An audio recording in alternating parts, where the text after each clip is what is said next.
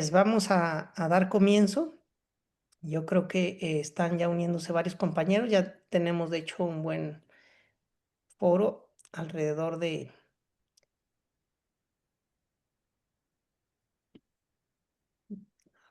16 compañeros. Les damos la bienvenida. Buenas noches. Esta es la sesión académica del grupo de trabajo de diabetes tipo 1 que ahora me toca coordinar, y gracias por la confianza, a la cual también se los agradezco a todo el grupo y especialmente al doctor Alfonso, que me ha orientado acerca del trabajo que dejó y que debemos de continuar en el grupo. En esta ocasión vamos a platicar en un tema muy, muy interesante, que es prácticamente de moda con la inteligencia artificial eh, en el tratamiento de diabetes tipo 1. Y para ello nos acompañan dos ponentes, colegas, internistas y endocrinólogos. El doctor Arturo Peña Velarde, que como comentaba es internista y endocrinólogo. Él es profesor de la Facultad de Ciencias de la Salud de la Universidad Anáhuac, y en conjunto con el doctor Alfonso Garduño, que es, como ustedes saben bien, jefe del servicio de endocrinología del Hospital 20 de Noviembre del ISSSTE en la Ciudad de México, y además es ex coordinador de el grupo de trabajo de diabetes tipo 1 aquí en nuestra sociedad.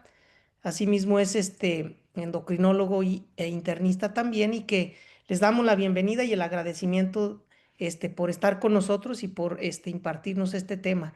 Les pedimos a todos los ponentes de la manera más atenta que silencien su micrófono y en el chat se registren con su nombre y su correo electrónico para emitir las constancias correspondientes. Y sin más, damos la bienvenida y la palabra a los ponentes. Muchas gracias por acompañarnos.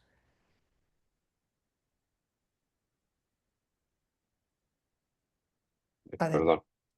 Hola, ¿qué tal? Buenas noches. Pues muchas gracias por esta introducción del doctor Edgar Durán, que actualmente se desempeña como el coordinador del grupo de trabajo de diabetes tipo 1. Realmente es un tema muy interesante. Creo que a través del tiempo y en la evolución del tratamiento de la diabetes tipo 1, pues se han ido eh, haciendo descubrimientos y haciendo avances tecnológicos. Muchos de los primeros avances pues fueron también bioquímicos en el aspecto de la evolución de las insulinas, y últimamente pues todo se ha dado con respecto a la tecnología. Yo creo que tarde o temprano todos los que estemos involucrados en el tratamiento médico, no solamente en el área de diabetes, pues tendremos que echar mano de la inteligencia artificial, ya que es una herramienta que hemos descubierto puede ser de mucha ayuda para el tratamiento del paciente, y sobre todo, fíjense que en nuestro medio creo que es indispensable que contemos con herramientas, ya que no todos los pacientes, hablando de diabetes tipo 1, tienen acceso a un especialista que pueda orientarlos o que pueda llevar a cabo su tratamiento y ajustes de tratamiento como quisiéramos. Realmente habemos muy poquitos endocrinólogos, y algunas otras especialidades como medicina interna a veces no tienen tanto expertise o no desean hacer un abordaje y un tratamiento de los pacientes con diabetes tipo 1. Entonces, estas herramientas, como lo vamos a ver en el transcurso de la plática, seguramente van a ser de mucha utilidad. Hay algunas áreas en donde ya se ha desarrollado conocimiento y otras áreas en las que apenas se está desarrollando dicho conocimiento. Sabemos que la diabetes tipo 1 es una enfermedad crónica, una enfermedad que usualmente empieza en etapas muy tempranas de la vida. Y bueno, el tema autoinmune es la principal causa de la misma, con una destrucción de las células betas. Esto dependerá, en la evolución de la enfermedad, pues dependerá del grado de activación inmunológica. Sin embargo, pues todos los pacientes terminarán con esquemas complejos de insulina que hacen aún más compleja los desenlaces en esta enfermedad. Em, Recientemente, hace un par de décadas, pues ha venido la revolución de los dispositivos tecnológicos que nos permiten mejorar el control y que le permiten al paciente pues llevar a cabo un mejor seguimiento de su enfermedad, recordando que no todos los pacientes tienen acceso a estas situaciones tecnológicas. ¿Cuál es la importancia que tenemos con respecto a la diabetes tipo uno? Pues al ser una enfermedad que se desarrolla muy tempranamente, pues el aumento del riesgo en la mortalidad es alto. Se han descrito en que hasta 2 a 8 veces aumenta la mortalidad de esta población, y a un paciente con 20 años de edad que no tiene un adecuado control tiene una disminución de una expectativa de vida de aproximadamente 12 años. Ahora, pues sabemos con la investigación, con las cortes que se han realizado de pacientes, de familiares y pacientes con diabetes tipo uno, de familiares en primer grado, pues sabemos que tenemos algunas herramientas que nos pueden ayudar a saber quién puede tener más riesgo de presentar o no la enfermedad, y podemos hacer como un escrutinio mucho más específico. Aquí tenemos pues, la detección de los haplotipos del HLA. Sin embargo, no es costo efectivo. O sea, esa es una situación que se hace realmente en modelos de investigación, sobre todo para conocer el comportamiento de la enfermedad. Y bueno, y los marcadores bioquímicos que tenemos, que son los autoanticuerpos, ¿no? El GAT, el IA2, la antiinsulina, el zinc. Entonces, todos estos anticuerpos que sabemos que sí nos dan una predicción de desarrollo de enfermedad dependiendo cuál está presente o el número de anticuerpos presentes. Entonces, ya tenemos una enfermedad compleja de la cual pues tenemos que tener herramientas necesarias para poder llevar a cabo un tratamiento. Le doy la palabra al doctor Arturo Peña, quien les platicará la siguiente fase de la ponencia. Gracias, doctor. Entonces, nada más para tocar un poquito, vamos a recuperar un poquito algunos aspectos, bueno, les podemos llamar un poquito históricos de algunos puntos específicos que nos ayudan a ver los avances tecnológicos que ha tenido la diabetes tipo uno, que es de lo que más ha crecido y a mayor velocidad, ¿no? Si nos vamos a 1963 con lo que fue por el doctor Kadash, la primera bomba de infusión de insulina per se, pasando a 1974 con el Biostator, que considerado como, por mucho tiempo como el primer páncreas artificial realmente. Nos vamos a 1981 con el primer glucómetro diseñado por el ingeniero Hubert, y podemos pasar también a la primer eh, eh, mm, pen, la primer pluma para aplicación de insulina, NovoPen. Podemos pasar también un poquito eh, a la primer, cuando la FDA en 1999 aprueba el primer monitoreo continuo de glucosa de Medtronic. Pasamos a 2009, donde tenemos la primer bomba 530, que es la primera que no predice, pero suspende la infusión de insulina en cuanto detecta niveles de glucosa cercanos a hipoglucemia. En 2010 se hace el primer algoritmo de MD Logic que puede empezar a controlar estas alteraciones de insulina glucosa para mejor predicción y control de nuestros pacientes, disminuyendo episodios de hipoglucemia. En 2014 se publican los primeros estudios de lo que conocemos como el páncreas biónico, que básicamente son dos hormonas. Por una parte se administra la insulina, por otra parte se administra el glucagón, promoviendo menores episodios de hipoglucemia y mejor control de nuestros pacientes. Y luego, pues digamos que de los últimos, la última bomba no la última, pero que en ese momento nos ayudó a predecir la hipoglucemia, que era la Minimed 640. Y digamos que estas diapositivas son solamente para el avance tecnológico tan rápido que ha tenido la enfermedad y para llevarlo a la plática de hoy, como la inteligencia artificial, que ya viene en algunos algoritmos de estas bombas de infusión de insulina, pero en qué otros aspectos del tratamiento de nuestros pacientes puede impactar, ¿no? Que es del fin de esta plática. Vamos a tocar un poquito, muy somero, lo que es la inteligencia artificial. No es motivo de entrar a profundidad en esto, pues es algo bastante, ahora que tuve la oportunidad de leerlo, bastante complejo. De una manera, vamos a llamarlo sencilla, la inteligencia artificial tiene varios procesos. En sí, la inteligencia artificial como tal, el término es un término genérico que se basa en sistemas o softwares y hardware que lo que quieren es imitar el proceso de pensamiento del ser humano. Ahora, el aprendizaje de máquinas o el aprendizaje automático es un subtipo de inteligencia artificial donde el propio software aprende de sus errores, aprende hace correcciones específicas y puede mejorar esos algoritmos de respuesta que digamos que evoca para los problemas que en este caso cualquier usuario como nosotros puede promover. Y el aprendizaje profundo también es un subconjunto donde los algoritmos cada vez se hacen más específicos y se provoca o se empieza a desarrollar lo que llamamos una red neuronal artificial. O sea, la máquina, el software, aprende de sí mismo, aprende de sus errores y empieza a corregir sus propias respuestas, que son los algoritmos. De tal manera que yo lo que pude ver es que queda algo así, para hacerlo todavía un poquito más sencillo, algo un poco así. Tenemos el software y el hardware, que básicamente es nuestra inteligencia artificial, que vale la pena mencionar, requiere cantidades industriales de energía, por eso en Estados Unidos se están haciendo unas eh, plantas de energía nuclear porque requieren demasiada energía, en donde este software recolecta los datos, procesa las preguntas, da un razonamiento y evoca una respuesta. Pero esta respuesta no siempre es la mejor. Entonces, en un proceso de va-y-bien o va-y-ven en estos tres procesos, corrige las respuestas y va haciendo las propias correcciones a sus respuestas. Todas estas respuestas o estos racionamientos son en forma de algoritmos, algoritmos como los tenemos en nuestras redes sociales o como se tienen para el tema que estamos viendo en las bombas de infusión de insulina, ¿no? Y este proceso de corrección es lo que hace el aprendizaje profundo de esta inteligencia artificial, que a lo mejor nosotros lo vemos relativamente sencillo en nuestras aplicaciones de ChatGPT. Sin embargo, es un proceso muchísimo más complejo que lleva una gran cantidad de información, energía, razonamiento y corrección en la resolución de problemas. Bien, ahora, encontré un artículo de revisión bastante agradable sobre cuál era el papel de la inteligencia artificial en diabetes en general. Obviamente lo que nos interesa aquí es la diabetes tipo 1.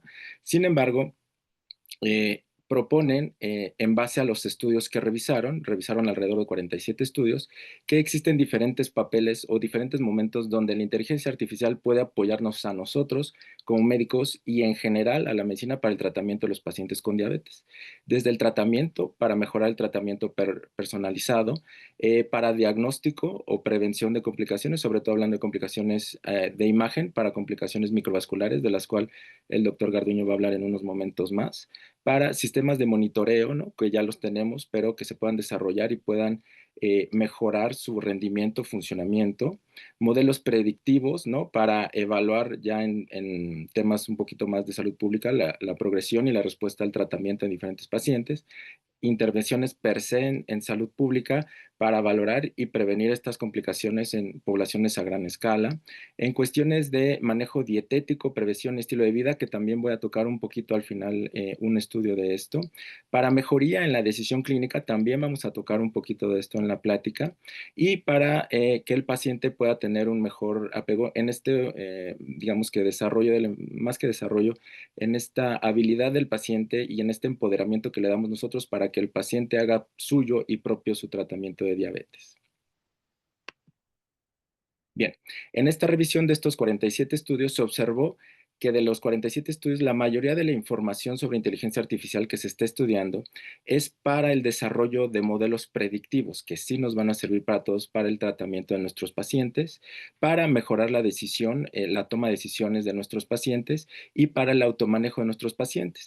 Sin embargo, vemos que a lo mejor donde vendría un poquito menos información o una mayor área de oportunidad son las intervenciones de salud pública, las tecnologías para diagnóstico e imagen, ¿no? Sobre todo en cuestión de retinopatía diabética, y para los sistemas de monitorización de la salud. Entonces, está teniendo un boom a nivel mundial en todo, está teniendo ya un papel importante, un rol importante en diferentes áreas de la salud. Y sí, citando a una compañera mía, la diabetes tipo 1 no es la excepción y no se va a escapar de, digamos que, el puente que va a causar la inteligencia artificial con nuestros pacientes. Bien, le vuelvo a ceder la palabra al doctor Garduño para empezar a desmenuzar un poquito esta información. Muy bien. Pues realmente en las áreas de aplicación, pues han habido varias áreas, como ya dijo el doctor, en donde se ha estado estudiando. En el desarrollo de las siguientes diapositivas, de los siguientes minutos, pues vamos a hablar un poquito de algunos datos que ya se tienen y algunas situaciones específicas de evaluación, en donde podría ser de gran utilidad e inclusive ya se están haciendo algunos programas, algoritmos predictivos para hacer ciertas intervenciones terapéuticas, diagnósticas con inteligencia artificial.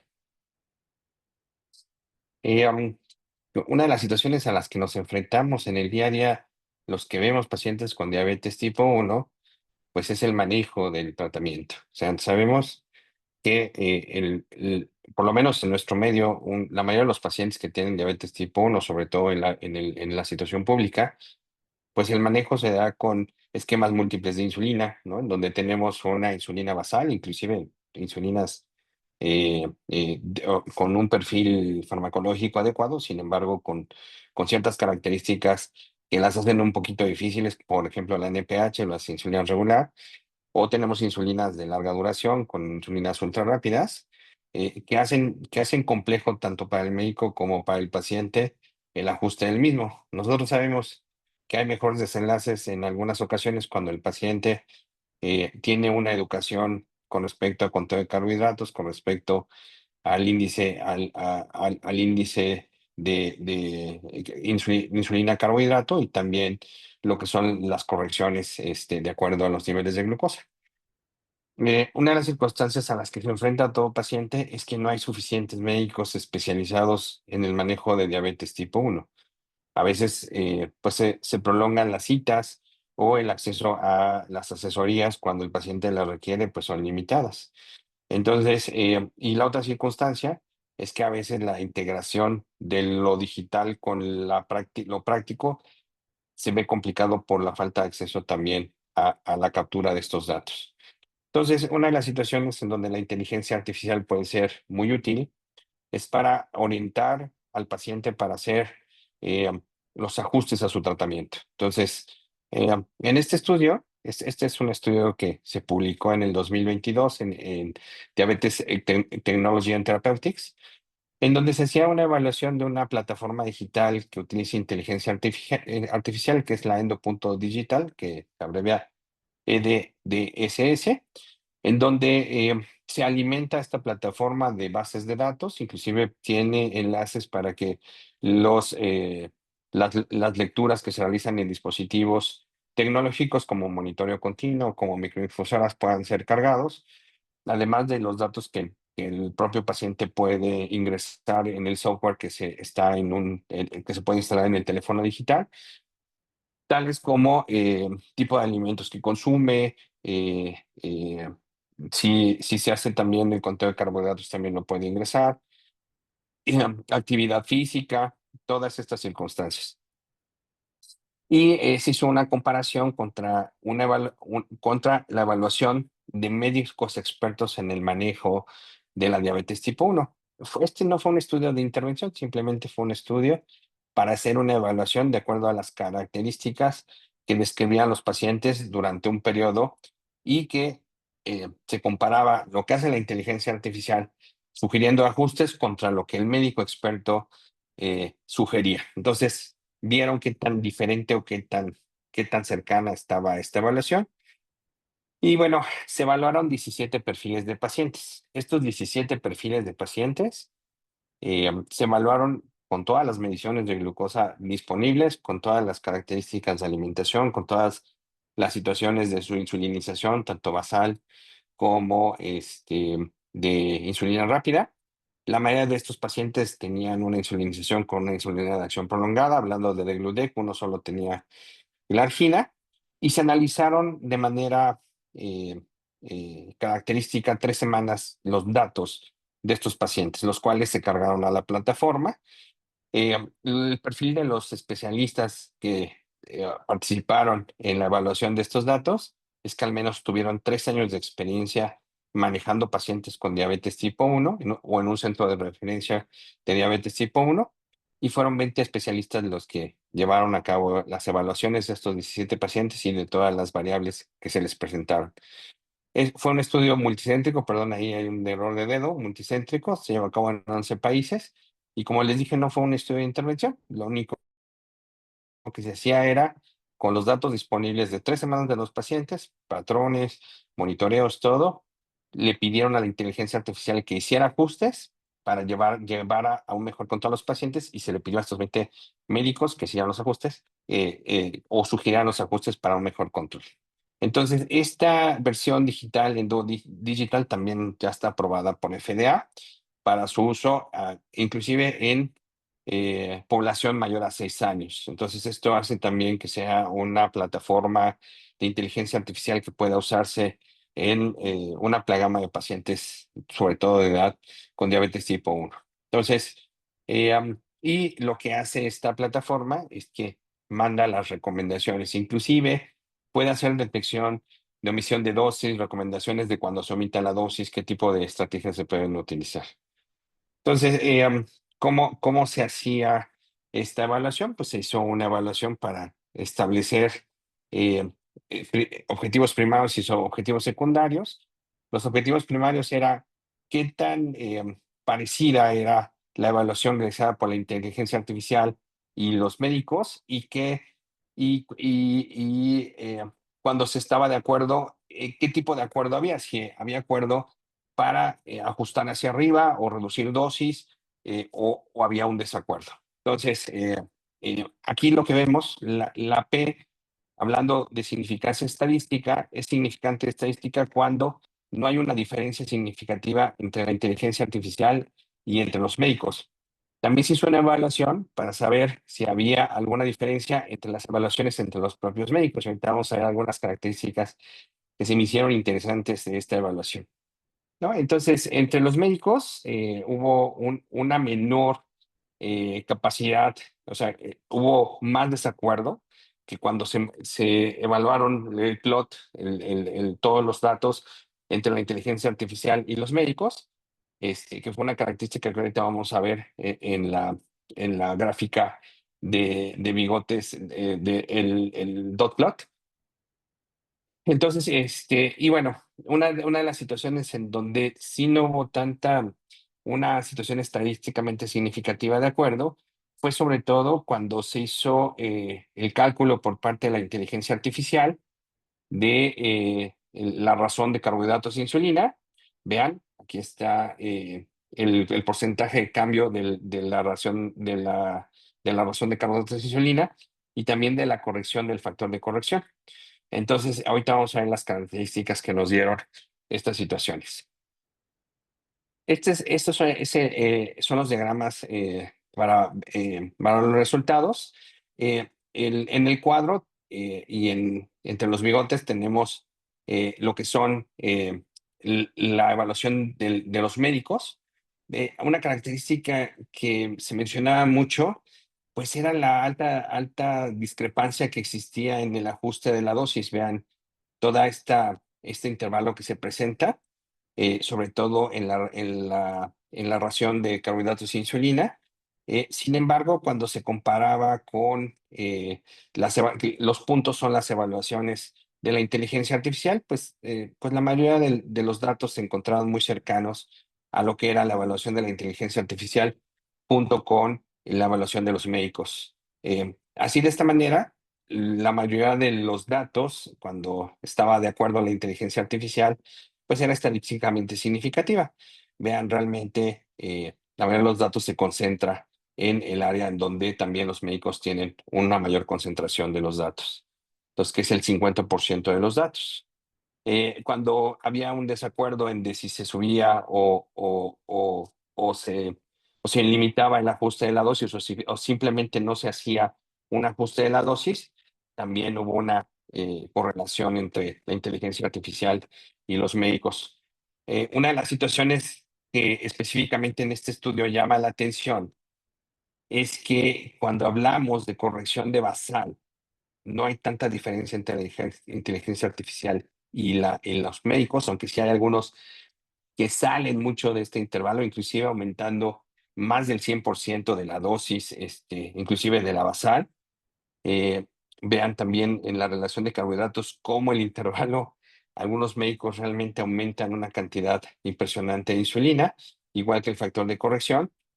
Y una de las características que tiene este algoritmo, específicamente con todos los datos que se han alimentado, es que es un poquito más, tiene más precauciones para hacer ajustes en el tratamiento de los pacientes. Entonces, muchas veces la decisión médica va de acuerdo a la experiencia que se tiene, y por lo tanto una de las circunstancias que también podría ser un poquito más seguro para los pacientes al usar la inteligencia artificial es que no hace ajustes tan bruscos o de tanta dosis con respecto a estos pacientes. Entonces, finalmente, lo que nos dice el estudio y la conclusión a la que se llega con los datos estadísticos que tenemos es que no hay diferencia entre usar la inteligencia artificial y la decisión médica cuando se utiliza de manera inicial para el ajuste de la dosis. Entonces, realmente sí podemos considerar que la inteligencia artificial puede ser útil. Ya les comentaba yo, el simple hecho de que muchos de los pacientes no tienen acceso a su médico cuando ellos lo necesitan. La experiencia que nosotros tenemos es que a nivel institucional las citas no están tan cercanas como quisiéramos para los pacientes por la sobresaturación de los servicios de salud y muchos de ellos inclusive no tienen acceso a dispositivos electrónicos en donde se pueda hacer un monitoreo a distancia y el ajuste de la dosis de estos pacientes. Entonces, este estudio, hay otros estudios que también nos dan la posibilidad de pensar en que a las herramientas de inteligencia artificial que se usan para hacer un cálculo de la dosis son de gran utilidad. El área en donde se utilizan más, has utilizado más la inteligencia artificial, como se los dijo el doctor Arturo Peña, pues es en los modelos predictivos, los algoritmos predictivos para el control de la glucosa en las microinfusoras de insulina. Entonces, estos modelos también han ido en evolución. Sabemos que los primeros modelos realmente de microinfusoras nosotros manejábamos y nosotros hacíamos el control. Después empezaron a surgir microinfusoras con modelo preventivo hacia la baja, en donde suspendían hacia la baja la infusión de insulina, lo que por supuesto protegía un poco al paciente, pero también pues fueron evolucionando los modelos. Vamos a hablar un poquito de esta situación. Existen descritos 3 algoritmos para uso de estas microinfusoras. Uno es el control proporcional integral derivado, en donde aquí las hace unas subevaluaciones o las áreas que evalúa, pues es la diferencia entre el objetivo de glucosa y la glucosa medida, también la tasa de cambio de la glucosa sérica, y también el área el área bajo la curva del objetivo de glucosa con la glucosa medida. De esta manera hacen los cálculos para llevar a cabo la infusión de la insulina en el control de la glucosa. Todos los modelos predictivos, todos los modelos o los algoritmos siempre toman en cuenta la insulina que está en acción, ¿no? La que ya se aplicó, la que está en el bolo o en la cuestión basal, hablando también de su vida media. Y luego está el modelo de control predictivo. Entonces, esta nos da una predicción a futuro de los niveles de glucosa a partir de la glucosa actual y a partir de las mediciones que se han tenido. Los modelos también nos da modelos de los niveles de glucosa que son dependientes y que se ajustan independientemente con relación a la masa corporal, a la ingesta de carbohidratos y a la cantidad de insulina que está en acción. La ventaja de este modelo predictivo es que puede actualizar de manera rápida, cada 5 o 15 minutos, su algoritmo de tal manera que puede ajustar la infusión de la insulina. Y luego está el Fusing Logic, que es un modelo de corrección eh, que nos habla acerca de si debe corregir o no. Este es un modelo que es de predicción y de corrección para tomar decisiones. Como vamos a ver ahorita, en las siguientes diapositivas, vamos a dar algunos ejemplos de en dónde se usan cada uno de estos modelos. Pero estos modelos, como se los dijo el doctor Arturo, pues están siempre en una situación de mejoría, ¿no? Entonces nosotros sabemos a través de lo que conocemos de microinfusoras en México, que conocemos de microinfusoras en otros países, que cada modelo que presenta una empresa siempre tiene mejoras en su algoritmo, ¿no? Entonces, y los que hemos tenido oportunidad de tener pacientes con microinfusoras de insulina, pues hemos visto todos esos cambios con gran beneplácito. Desafortunadamente, no todos los pacientes pueden tener acceso a estos dispositivos. Una de las primeras que utilizó estos algoritmos fue la microinfusora 640 Medtronic, que el algoritmo que utilizaba era el de control proporcional integral derivado. Este es un sistema de asa cerrada con monitoreo continuo de glucosa. Y una de las ventajas que dio inicialmente en los estudios iniciales es cuando se comparó con dosis múltiples de insulina versus el modelo de asa cerrada, se mejoró el tiempo en rango de 55% a 70% durante 26 semanas. Hubo una mejoría de la hemoglobina glucosilada de 0.4%. Y bueno, y también fue una mejoría en la calidad de vida, que es otro factor que se empezó a ver con respecto al uso de dispositivos de monitor de infusión de insulina, como son las microinfusoras. Una que usa el modelo de control predictivo es la T-Slim X2 de Tandem Diabetes Care. Su algoritmo incrementa, disminuye y suspende la insulina de manera de acuerdo a los niveles de glucosa, independientemente de la programación que nosotros hicimos a la microinfusora. Hace un ajuste cada hora con bolos de corrección en caso de que la insulina esté por arriba de la meta de tratamiento. Se hizo una comparación de estudios contra un sistema de asa cerrada, contra un sistema con sensor aumentado, o sea, una microinfusora con sensor aumentado, y hubo una mejoría en tiempo en rango del 11%, hubo reducción de hipoglucemias y también hubo mejoría de 0.33 de hemoglobina glucosilada. O sea, tenemos la posibilidad, o bueno, en México no existe, pero ya tenemos el desarrollo de estos dispositivos. Y bueno, y para los que hemos tenido la oportunidad de ver el desempeño de la microinfusora 780. Bueno, esta combina dos modelos de predicción algorítmicos, que es el control proporcional integral derivado y el componente de lógica difusa, que es el Fusion Logic. Entonces, algunas de las características que tiene esta microinfusora es que hace bolos de corrección cada 5 minutos, lo cual puede mejorar el control de la glucosa sin necesidad. Inclusive hay protocolos en los que se ha comparado el uso de la microinfusora con modelos con bolos preprandiales, con la programación de bolos preprandiales, versus la no programación de bolos preprandiales, y no hay tanta diferencia cuando hablamos de control tiempo en rango. Entonces, esto es lo que más se acerca a un modelo de autoajuste de inteligencia artificial, en donde nos puede dar un mejor control del paciente.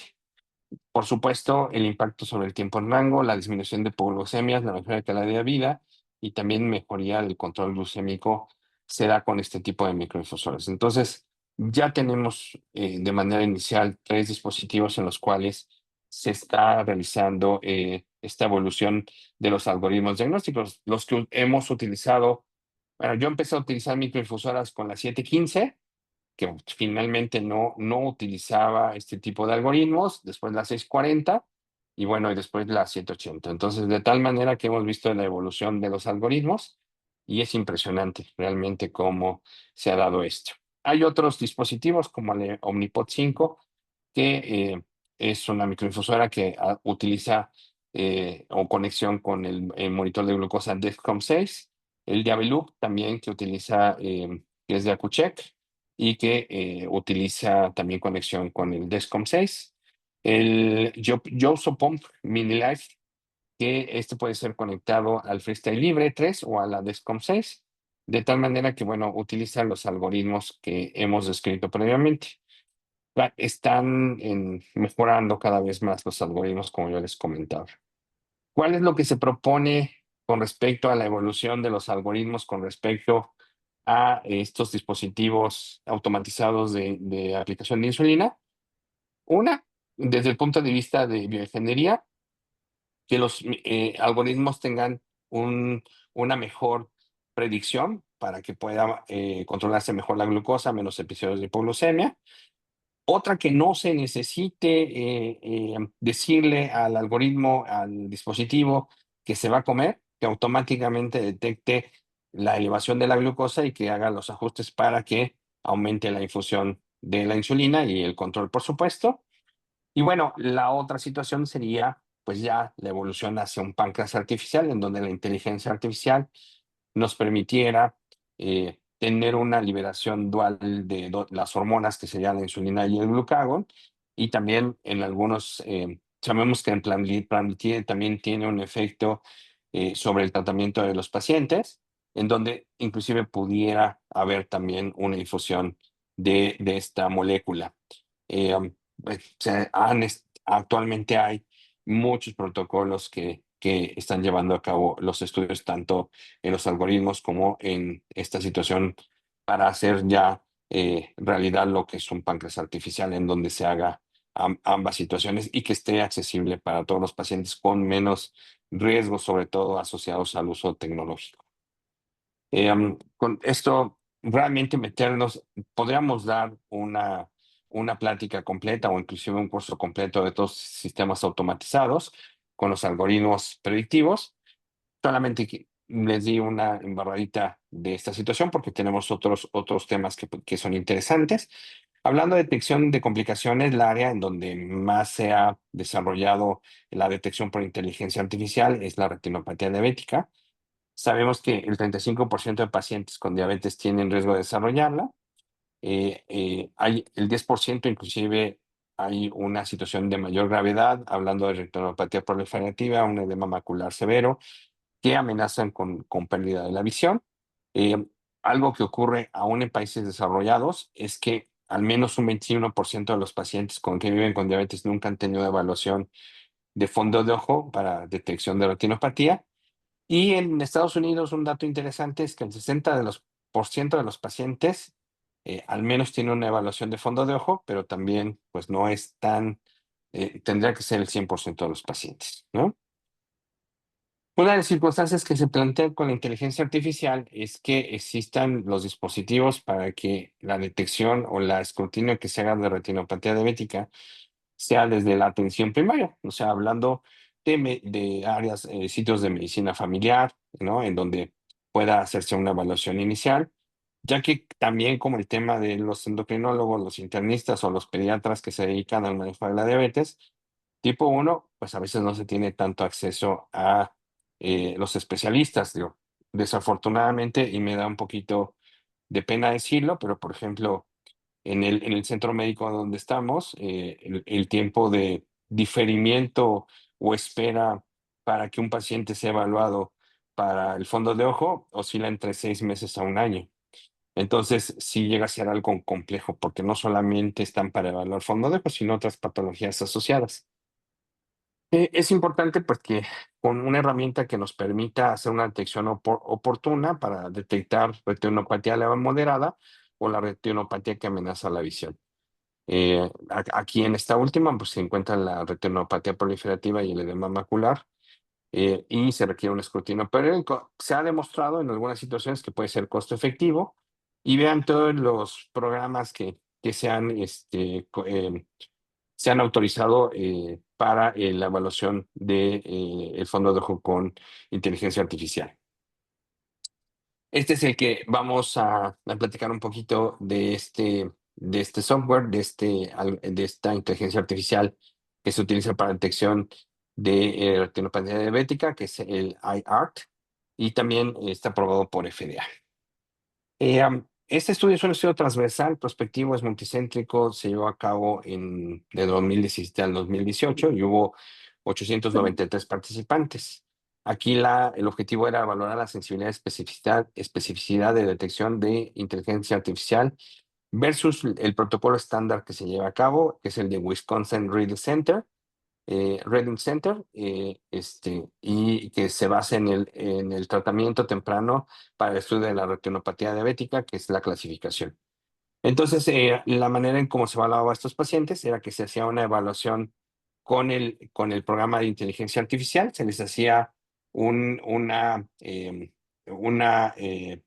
dos fotografías, tanto de la región central del nervio óptico para ver la retina y también una central hacia la mácula para ver la posibilidad o para que la inteligencia artificial con los datos que obtenía estableciera el diagnóstico de si era leve y moderada o si era aquella que ponía en riesgo la visión. Todos los pacientes después eran sometidos en el centro de referencia o con los protocolos de referencia estándar, eran sometidos a una evaluación de 4 campos, de tal manera, con dilatación de fondo ojo, de tal manera que se podía hacer un diagnóstico mucho más específico. Después de eso, pues ya se hacía una evaluación, se hizo todo el análisis estadístico para ver la sensibilidad y especificidad. Se estableció como punto de corte para que la sensibilidad fuera adecuada, más del 90%, y para que la especificidad fuera adecuada de un 82,5%. También se habló de un término y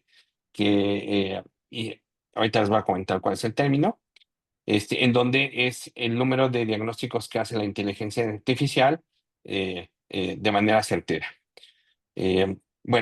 Aquí tenemos los participantes, como algunos fueron excluidos por ciertas características, algunos, por ejemplo, no se les podía hacer una clasificación de acuerdo al método estándar, otros, por ejemplo, no se podía tener una adecuada visualización del campo. Al final de cuentas, en los pacientes con leve a moderada, retinopatía se evaluó a 1,701 pacientes. Eh, cuando se hizo una evaluación de cada uno de los pacientes, 1,391 fueron negativos, 310 fueron positivos, estos en el centro de referencia, y con la inteligencia artificial de estos 1,391, 1,186 fueron negativos. O sea, un excelente número, hablando de una prueba de escrutinio con inteligencia artificial, y 205 fueron positivos. Hablando de la inteligencia artificial, 14 fueron negativos y 296 fueron positivos.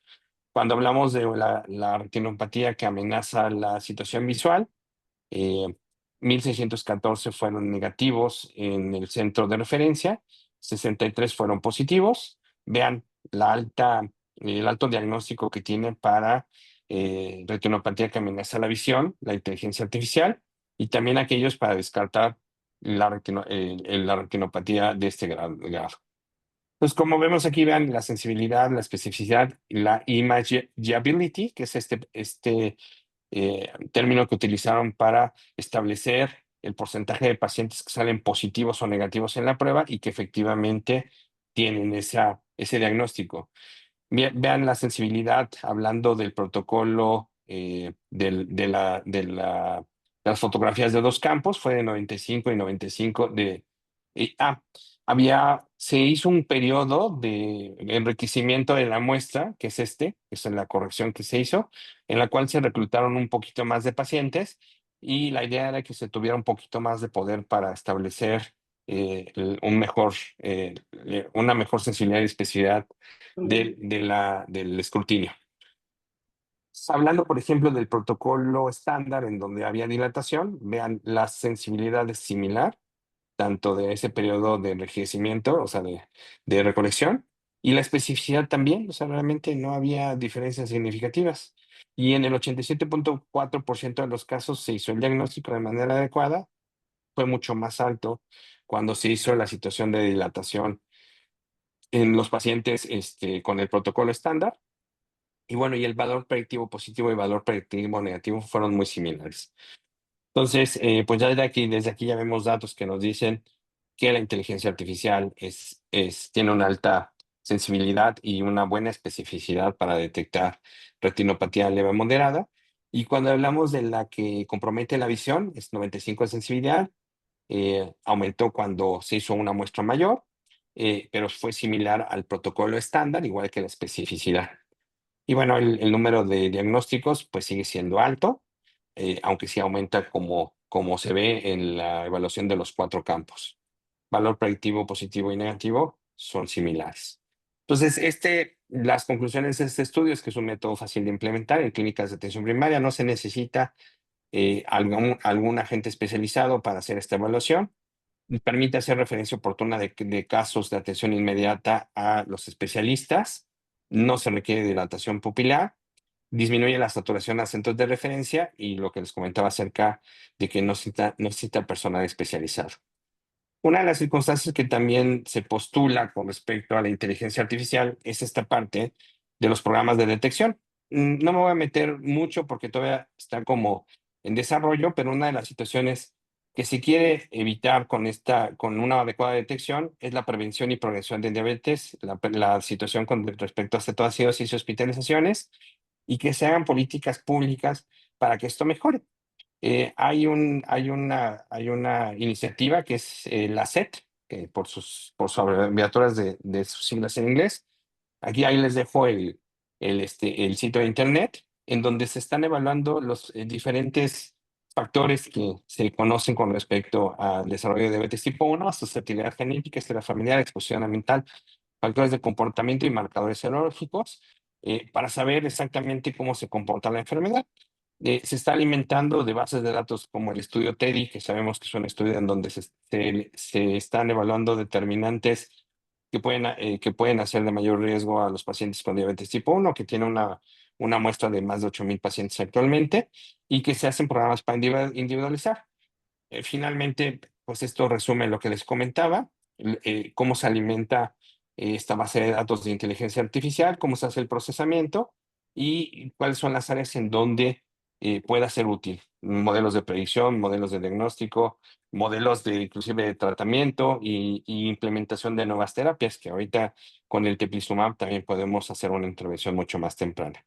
Algunas de las áreas donde se puede hacer evaluación son la estratificación de riesgo y cómo se comporta la enfermedad, un programa individualizado de tratamiento, la predicción de biomarcadores para el tratamiento de la enfermedad y la optimización de los costos y recursos para la atención de los pacientes. Le dejo la palabra al doctor Peña para que continúe con la siguiente parte de la plática.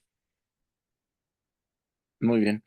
Para finalizar, vamos a atacar unos pequeños artículos de un área que en estos 3 meses que tuve la oportunidad de apoyar en el 20 de noviembre con los pacientes con diabetes tipo 1, fue un área que me causó mucho interés porque me di cuenta que la mayoría de los pacientes estaban teniendo situaciones o dificultades propias de la vida, del ajetreo del día a día, para hacer un buen conteo de carbohidratos para poder hacer una buena relación y poder estar bien controlados. Entonces, para esto voy a tocar 3 artículos. El primero sí sé que es en diabéticos tipo 2, pero es más o menos para darnos una idea cómo estas tecnologías pueden tener un impacto real y palpable sobre nuestro día a día en la consulta, ¿no?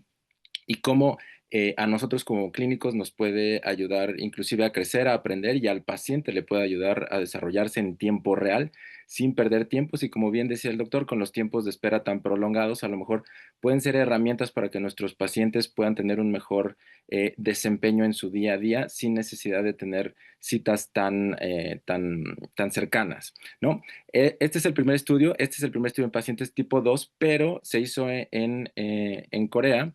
Y aquí lo que era fue un ensayo clínico aleatorizado de etiqueta abierta, y básicamente lo que querían evaluar era el rendimiento de una plataforma de autocuidado, ¿no?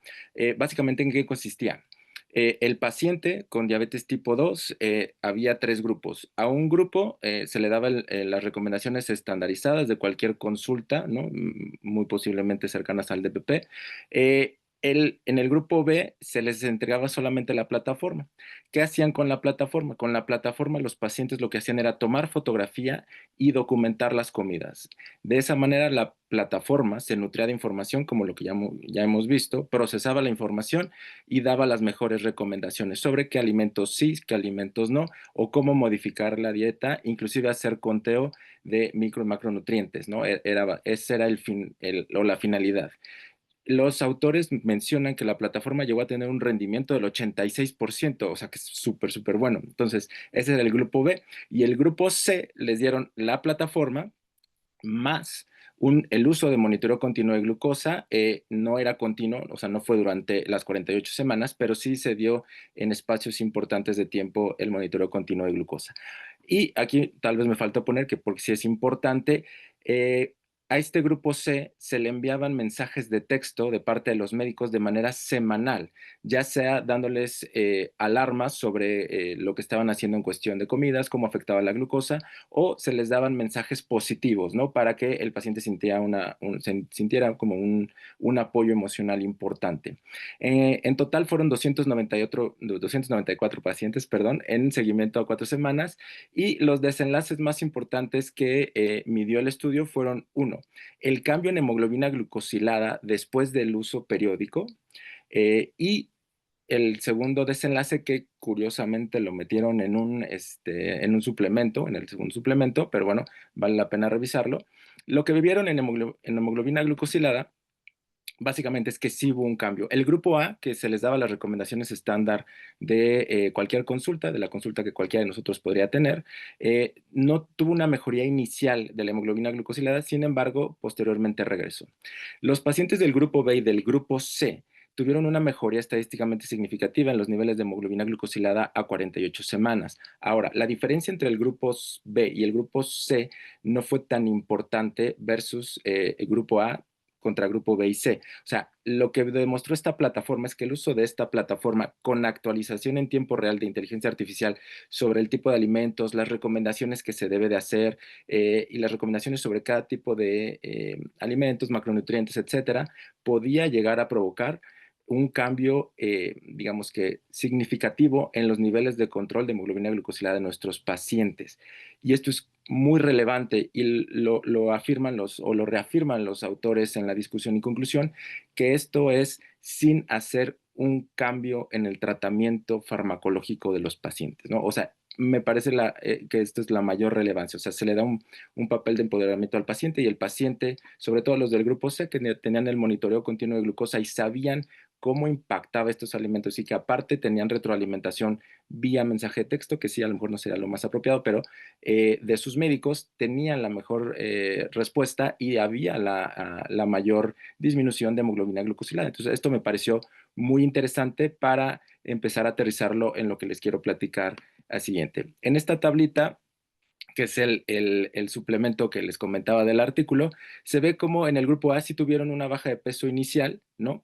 A las 48 semanas, pero posteriormente hubo una recuperación del peso, ¿no? En el grupo B, y tal vez por eso no lo pusieron en el estudio principal, sí se ve una disminución de la baja de peso, pero a lo mejor no tan sustancial como quisiéramos, ¿no? En nuestros pacientes, ¿no? Pero claramente se ve que el cambio en el peso de 12, 24, 36 y 48 semanas es mayor en el grupo B, o sea, el grupo que utilizaba solamente la plataforma, versus las recomendaciones estándar que les damos al paciente en la consulta. Finalmente, en el grupo C, y esto es lo más importante, cuando se da el tratamiento, que a lo mejor sería lo más apropiado, difícil de lograr, ¿no? Sobre todo en situaciones de salud pública, pero cuando se le da la plataforma al paciente, se le dan las recomendaciones, se le da el monitoreo continuo de glucosa y se le da la retroalimentación de parte de sus médicos, fueron los que tuvieron tanto la mayor o el mayor cambio en baja de peso. Entonces, lo que nos dice este estudio es que, bueno, estas recomendaciones por esta inteligencia artificial, por esta plataforma donde yo subo la foto y pongo en el texto qué es lo que estoy consumiendo, donde la plataforma lo analiza con sus algoritmos y puede dar recomendaciones sobre el tipo de modificaciones que podemos realizar, sí da un impacto. Entonces, si juntamos o si asociamos nuestro papel de médicos, una retroalimentación, el monitoreo continuo con la tecnología que conocemos, más la implementación de estas nuevas tecnologías, podemos tener mejores resultados. Entonces,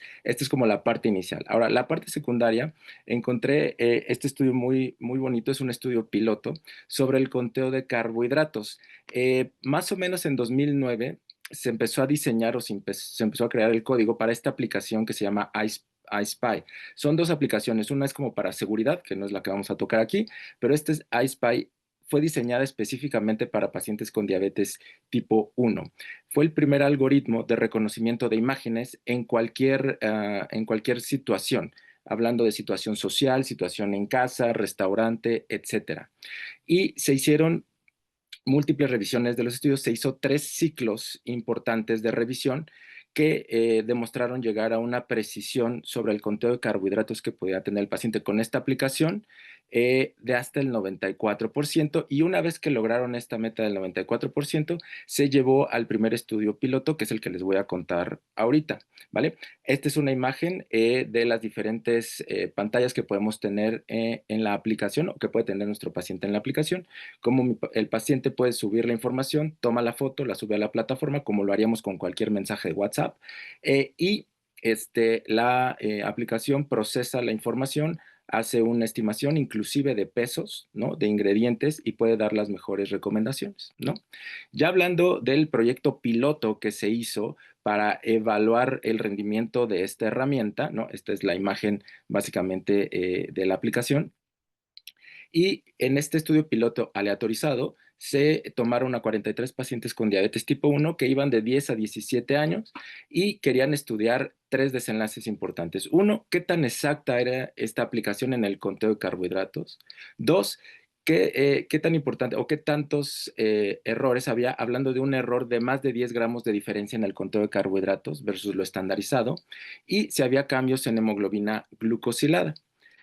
Lo que vieron en los resultados básicamente fue, hablando de la medición de la exactitud, lo midieron a través de la media absoluta del porcentaje de error. Entonces, como estamos hablando, no es como exactitud, estamos hablando como diferente. Entre más bajito, mejor, ¿no?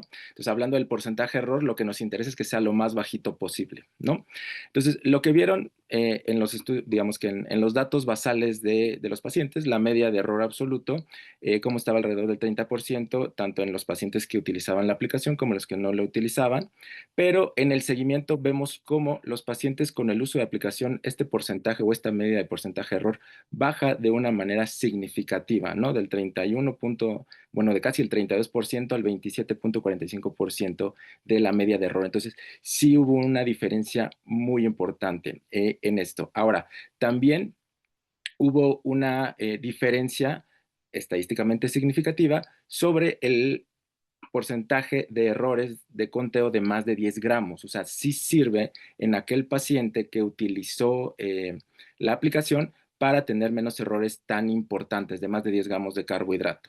Finalmente, los cambios de hemoglobina glucosilada también fueron significativos, ¿no? De ir de 8.4 a 8.06, y la diferencia entre el cuidado usual y el paciente con la aplicación fue estadísticamente significativa. Entonces, lo que vemos en este proyecto piloto, sí, pocos pacientes, sí, unicéntrico, pero vemos que la inteligencia artificial es aceptable, ¿no? Y tiene una exactitud adecuada.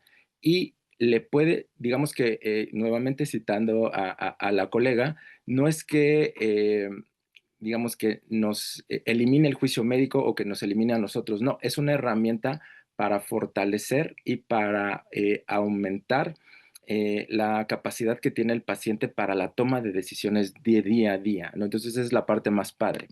Y esto me lleva para terminar con este estudio que fue el que me llevó a tomar una decisión importante en la consulta de diabetes, de este grupo de trabajo de la Universidad de Nápoles, en esta carta al editor que enviaron recientemente, que justo tuve la oportunidad de leerlo mientras estaba en el tráfico de la Ciudad de México, donde también ahí se nos coló una experta en prolactina para este estudio, donde lo que quisieron hacer era comparar dos, digamos que sistemas de inteligencia artificial, ChatGPT 4, que es el que cotidianamente la mayoría de nosotros, o espero que la mayoría de nosotros estemos utilizando, contra Gemini, que es el de la competencia de Google, y para ver qué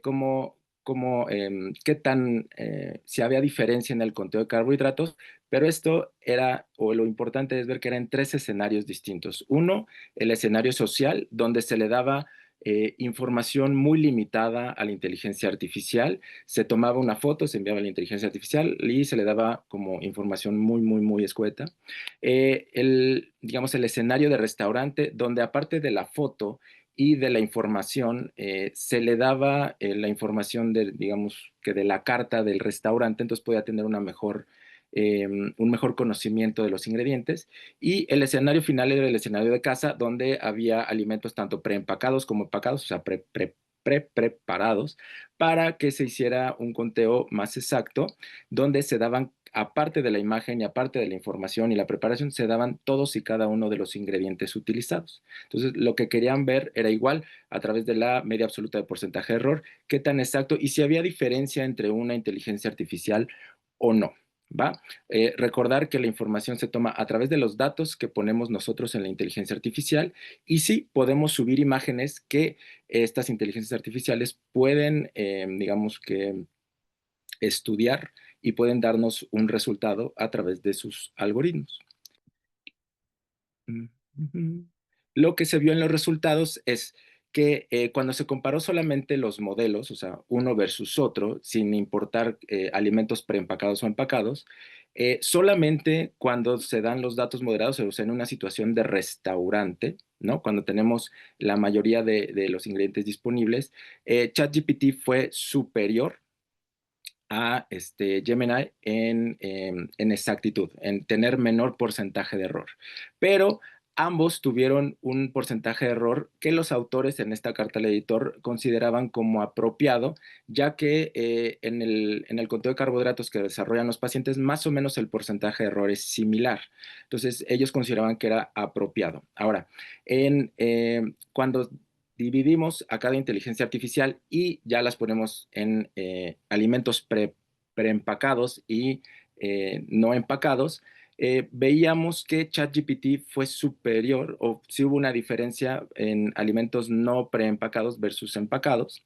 De igual manera, Gemini fue superior, pero parecería ser por los datos aquí que ChatGPT para este tipo de conteo de carbohidratos es sí es superior en esta situación. Entonces, cuando le damos los datos a la inteligencia artificial, a ChatGPT, al motor, y nosotros los anotamos, le tomamos una foto y somos lo más específico posibles, como en cualquier otra herramienta de trabajo, vamos a tener los mejores resultados. Y estos son estadísticamente significativos y disminuyen lo que queremos, que es el porcentaje de error absoluto.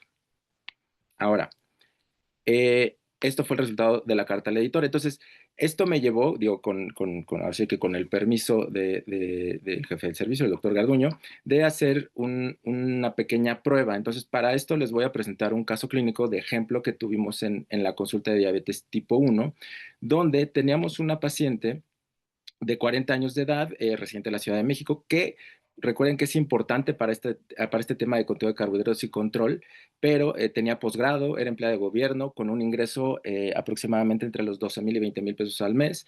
También contaba con trastorno de presión mayor. Tenía diabetes tipo 1 desde los 14 meses de edad. Actualmente estaba con un esquema de inyecciones múltiples a base de glargina U300, 22 unidades basales, y con el índice de insulina carbohidrato o la razón de insulina carbohidrato, 1,6 desayuno, 1,9 en comida, 1,5 en la cena. El conteo de carbohidratos ella lo hacía en base a tablas estandarizadas. Ahora, ella era una paciente que ya había recibido educación, que sí tenía contacto con educador en diabetes, que tenía un conocimiento importante, tenía el grado académico, entonces sin embargo, tenía un descontrol glucémico y tenía una alta variabilidad glucémica. Más o menos su variabilidad iba del 44%, estaba teniendo múltiples episodios de hipoglucemia, sobre todo postprandiales tardías, y estaba teniendo también episodios de hiperglucemia, o sea, lo que nos llevó a evaluar un poquito esta parte del conteo de carbohidratos. Entonces, la recomendación que se le hizo a la paciente, bueno, vamos a ver primero los parámetros iniciales del monitoreo continuo de glucosa, generales, ¿no? El tiempo en rango de los 14 días previos a la consulta que tuvimos con ella en el mes de junio estaba en 31%, el tiempo debajo del rango en 21% y el tiempo por encima del rango en 48%. Ahora, se le hizo la recomendación basándonos un poquito en este estudio, ya que, como nos dijo el doctor Garduño, desafortunadamente los tiempos de espera de consulta a consulta suelen ser prolongados. Entonces, tenemos que tomar estos pequeños 10, 15, 20 minutos, media hora para hacer una intervención que realmente pueda tener el impacto que deseamos en nuestros pacientes, ¿no? Esta paciente ya tenía retinopatía diabética, entonces era importante o era prudente hacer algo lo más, pues no quiero decir apresurado, pero tal vez sí eficiente posible. ¿no? Entonces puse el ejemplo, no puse su celular porque se me hacía como una invasión un poquito importante de privacidad, pero aquí puse el ejemplo, por ejemplo, de una comida que curiosamente teníamos un poquito en común ella y yo, que es un helado de un lugar específico, muy bueno, pero básicamente lo que hicimos fue preguntar a ChatGPT cuántos gramos de carbohidrato tenía, inyectábamos en el motor la información de la insulina del paciente, su esquema, tratábamos de ser lo más específicos posible para que finalmente nos diera las recomendaciones. Y la inteligencia artificial daba las recomendaciones, o sea, no solo hacía el conteo de carbohidratos, sino daba las recomendaciones sobre la aplicación de insulina preprandial, que ya platicando un poquito más detenidamente con la paciente, era algo que ella tenía problema tanto por una situación social, dificultad de aplicación de insulina, de traslado, o sea, había diferentes situaciones más allá de lo clínico, lo médico, que dificultaban o nos ponían algunos frenos para su tratamiento general. Entonces, no se basó al 100% en esto, en ChatGPT, o sea, sí lo utilizábamos como una herramienta, ella hacía su cálculo y lo único que utilizaba con la inteligencia artificial era corroborar, ver si había algún cambio y tal vez hacer ajustes específicos en su tratamiento. Afortunadamente, lo que vimos en el seguimiento, tuve la oportunidad de citarla relativamente pronto y afortunadamente ella era portadora de monitoreo continuo de glucosa. Y lo que vimos 14 días después de esta pequeña, gran intervención, que es básicamente totalmente de la inteligencia artificial y del paciente, es que tuvo una mejoría muy importante en monitoreo continuo de glucosa, con tiempo en rango llegando casi a meta del 69%, tiempo de bajo rango bajando hasta el 12%. Ahí empezamos a hacer algunos ajustes en la insulina basal porque estábamos teniendo hipoglucemias en la madrugada y el tiempo fuera del rango llegó hasta el 14%. Ahora, panacea no es realmente, creo que fue en una paciente que tenía las características adecuadas, tenía el ingreso económico, tenía la educación, tenía, digamos que, la posibilidad de hacerlo y desarrollarlo. Era la paciente con las características más adecuadas para que este tipo de intervenciones tuviera éxito, con el fin de que pues ella tuviera el mayor control posible y recordamos que lo que queremos es disminuir complicaciones micro y disminuir la mortalidad del paciente, que creo que es lo que todos tratamos de hacer en el día a día. Entonces, no es como algún tipo de presunción o algo por el estilo, sin embargo, es la importancia que estas tecnologías van a tener en nuestro día a día en una enfermedad tan importante y tan de difícil control que es la diabetes tipo 1 y cómo estas herramientas nos pueden ayudar a nosotros a desarrollar mejor nuestro papel, pueden ayudar al paciente a tener un empoderamiento más adecuado de su enfermedad y nos pueden ayudar entonces, como lo mencionaba el doctor Arguño, en sistemas de salud que tal vez no son los más eficientes y le podemos dar una mejor o un mejor resultado al paciente. Entonces, por mi parte, con esto terminaría y dejo con la palabra al doctor Garduño. Muchas gracias. Como ven, es súper interesante todos estos temas. Podemos llevar a cabo varias intervenciones y sobre todo optimizar el tema de la atención del paciente. Yo creo que este ejemplo último es bastante representativo de la utilidad que puede tener.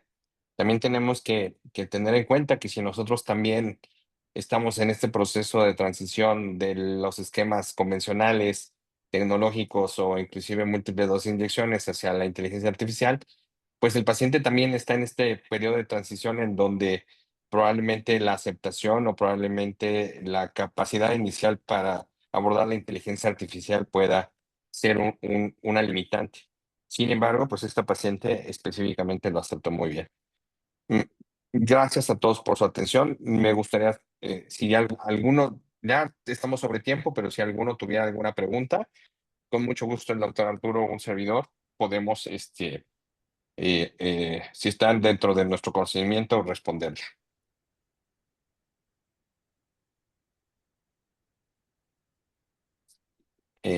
Pues podemos usar el chat para las preguntas.